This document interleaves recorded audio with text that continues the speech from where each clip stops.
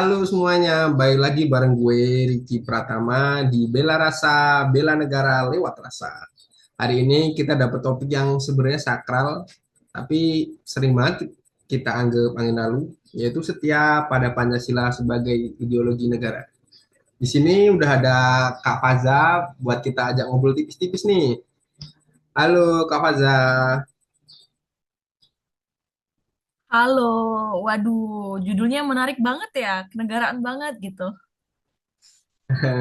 Justru itu tujuannya Kak. Gue pengen kita bahas ini sebagai sesuatu yang relatable. Bro and sis, kalau dengar kata setiap pada Pancasila sebagai ideologi, apa sih yang pertama kali lewat di pikiran lo, Kak? Jujur ya, dulu pikiran gue langsung ke kayak ngafalin butir-butir. Tapi makin ke sini gue kayak sadar kalau setia itu artinya meyakini. Kalau lo setia sama pacar, lo yakin dia yang terbaik buat lo. Nah, setia sama Pancasila tuh artinya ya kita tuh yakin gitu sama aturan main atau cara hidup paling pas buat orang yang tinggal dari Sabang sampai Merauke gitu. Jadi paling klop lah buat Indonesia gitu. Nah, menarik nih. Sekarang kan kita zaman internet nih. Kita gampang banget dapat pengaruh dari luar. Ada yang bilang kita harus ke barat-baratan lah, ada yang pengen ke arah yang lebih konservatif. Kenapa kita harus tetap setia sama Pancasila sebagai ideologi kita, Kak? Oke, good question. Karena Pancasila itu titik tengah. Bayangin, Indonesia itu rumah besar nih, isinya tuh ribuan orang dengan selera beda-beda. Kalau kita pakai ideologi luar yang cuma mentingin satu kelompok, rumah ini tuh bakal roboh gitu. Setiap pada Pancasila sebagai ideologi itu artinya lu menjaga pondasi. Pondasi apa? Pondasi rumah.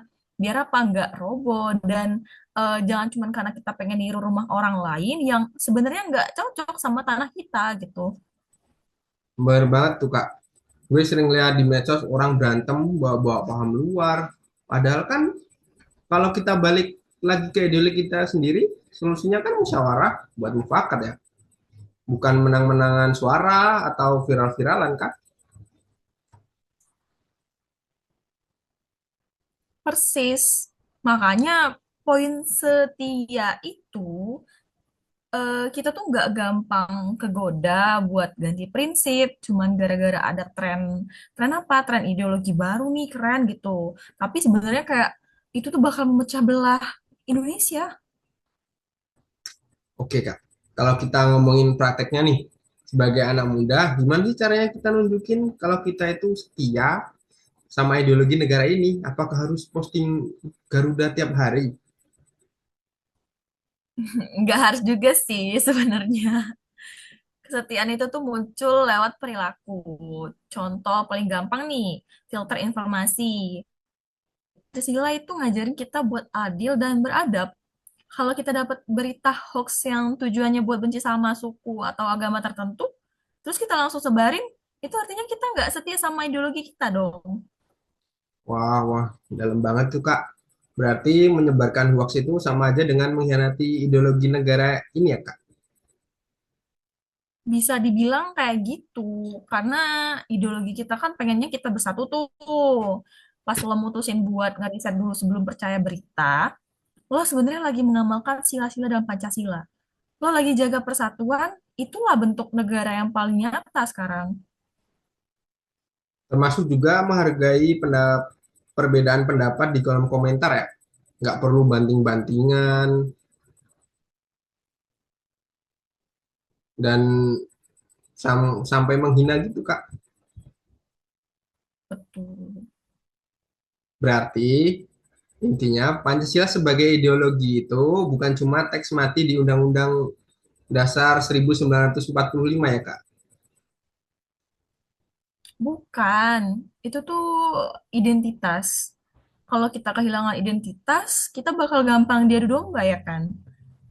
Setiap pada Pancasila itu komitmen buat tetap jadi orang Indonesia ramah, yang menghargai keberagaman, yang selalu nyari jalan tengah lewat musyawarah dan mengamalkan sila-sila dalam Pancasila. Cakep nih kakaknya. Cakep juga nih jawabannya.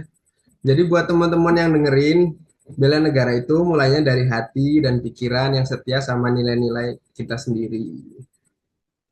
Wah, mantep banget nih obrolan kita hari ini. Semoga bermanfaat untuk teman-teman yang di rumah dan bisa menjadi pengingat kita ya. Terima kasih, Kak Waza. Sama-sama. Stay Pancasila guys, 5 dasar. Gue Riki Pratama, cabut dari Bela Rasa. Sampai jumpa di episode selanjutnya. Bye-bye.